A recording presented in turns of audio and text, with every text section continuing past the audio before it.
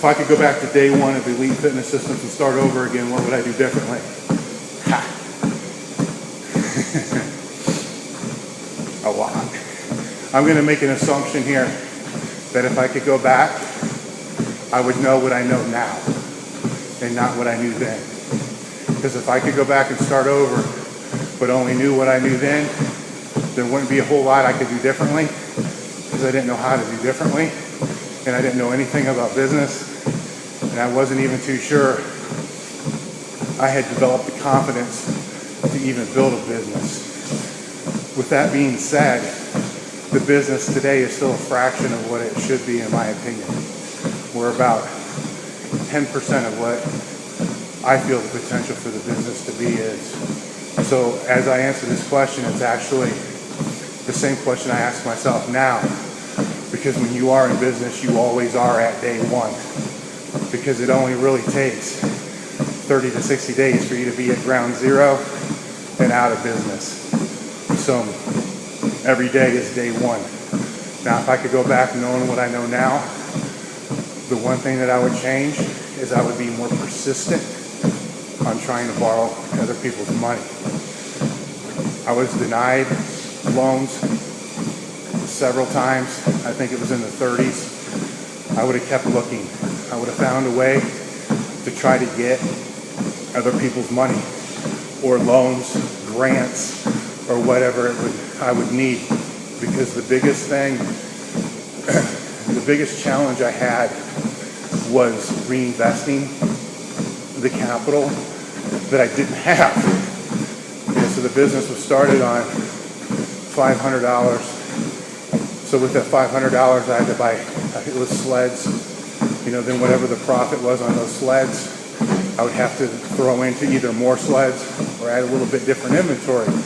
So when you're talking low profit margins, between some cases 10 and maybe 35, 40%, and starting at 500, it takes a long time, to be able to build your inventory, to be able to not only build the inventory, but have the financial means to build an infrastructure to be able to even market and promote the goods.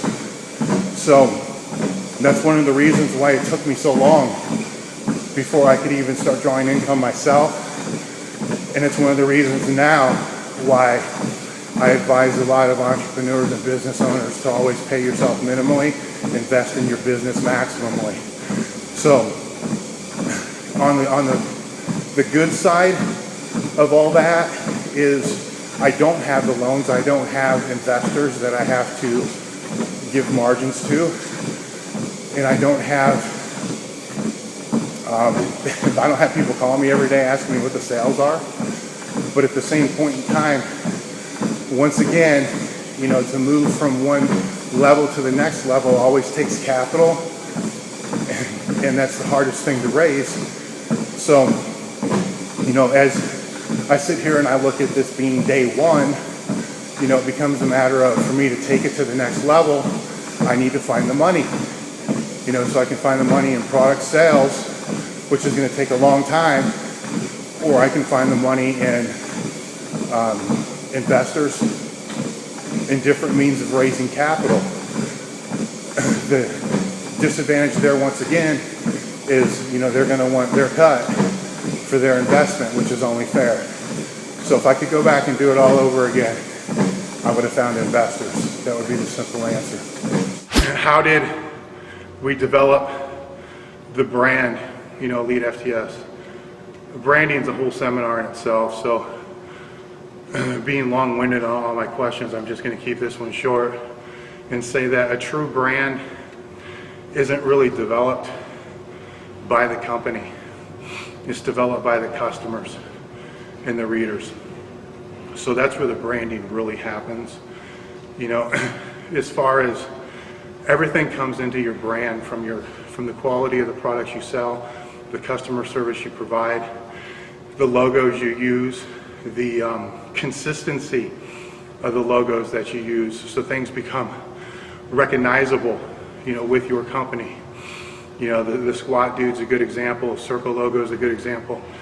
Every logo we have, every color we use has a branding reason behind it, you know, as far as what it represents and how it sits and why we went with the circle, you know, with 4 quadrants and the EFS logo. You know, all that stuff can be researched if you research symbols and shapes and branding and all that. And what you do is you find the symbols and the shapes and images that you feel represent what the company is all about, and then consistently use them throughout everything that you do in the most affordable way that you can possibly do it. Because, you know, as far as product branding outside of, you know, logos on products, logos on boxes, logos on tape, you know, t-shirts, all this shit's expensive. So for years, I couldn't do half the things that I wanted to do because obviously you're going to pay more, about 3 times as more, for a roll of tape that's got your logo on it compared to one that doesn't. So, you know, the question is that going to have a significant difference on your sales in the long haul? And that's where your own, you know, quantitative research has to come into play. You know, everything that you do needs to be quantified and studied to know if, you know, if it's got a positive return on the investment, you know, financially, branding, or however you want to determine what that positive return is. So, but we've done very, very little advertising. We don't have an affiliate program, you know, so and a lot of this has been done on purpose as well, at least the affiliate part. The advertising part had a lot to do with operating capital, and then some of the advertising that we did do didn't have a positive return compared to what we had on the site, so we just pulled it off. But the return needs to be looked at more than just financially. It has to be looked at in a broad spectrum on how it's returning back to the company. So just by using very, very basic branding and consistency, you know, we were able to put a brand out there that the customers and the readers liked and were willing to tell each other about. The reason to this point that I haven't gone with an affiliate program is because while contrary to what a lot of other people think and say, I feel it dilutes your brand. Because as soon as you start thinking that people are giving referrals to your products and to your site because they're being paid to do so, kind of dilutes the whole referral process. So I'm very interested to see over the next 5-10 years what happens with that, because referrals across the spectrum for all companies are really going to be your #1 source of branding and advertising. And now they're beginning to lose a lot of their appeal because people don't know what referrals are legit and what referrals are just because somebody's being paid a small commission to put a link in a blog or a website.